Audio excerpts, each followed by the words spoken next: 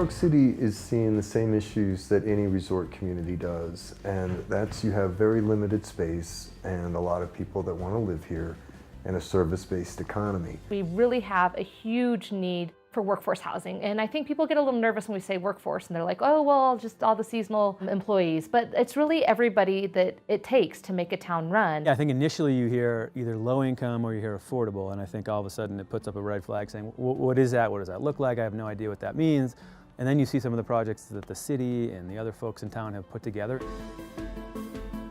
Being here in Snow Creek Cottages and working with the city has been a great experience for us. This is who Park City is, and it's not necessarily just second homeowners, it's not necessarily just visitors, but it's folks that actually live in Park City proper, in the town, and love what we do and want to stay here long term, and this allows us the ability to do that. There are lots of really great people that are willing to contribute and want to contribute to our community that just aren't able to because of housing costs right now. They're well-established members of our community, and they volunteer and they run nonprofits and they work for the city. These are your sons and daughters. These are your neighbors. These are the people that work for you. These people are what make up your community. This is a support system. This is the foundation of the community, and it's fundamental that we have that strong foundation. We've prided ourselves on being this funky mountain town and the local flavor and the local characters that have always been here. Losing our workforce and losing our middle class really takes away from that. It gets harder and harder for, the small shops on Main Street, the restaurants, to keep employees,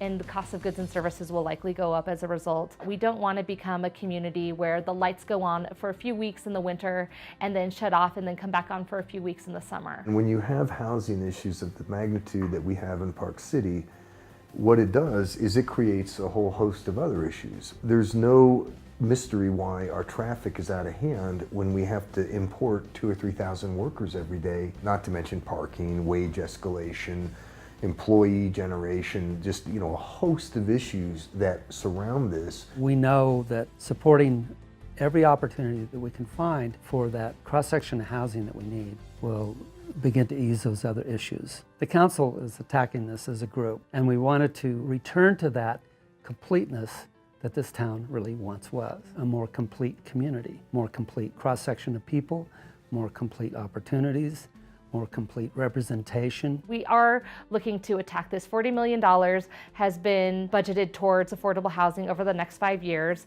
and we're also looking at ways we can work with the land management code to make it easier for private developers to build affordable housing, make it more equitable for them. The council is very involved in all of the components that we see in the community.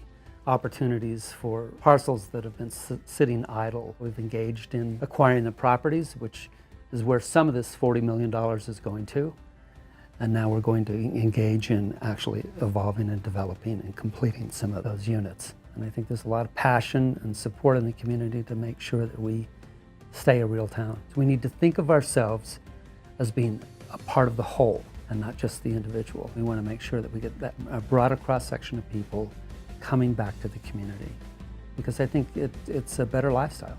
It's a more complete lifestyle if they do so. It's a really tight-knit community, and we're proud to be part of it, and we're hopeful that the city can continue to build on this and make other projects in the affordable range that are really fine homes.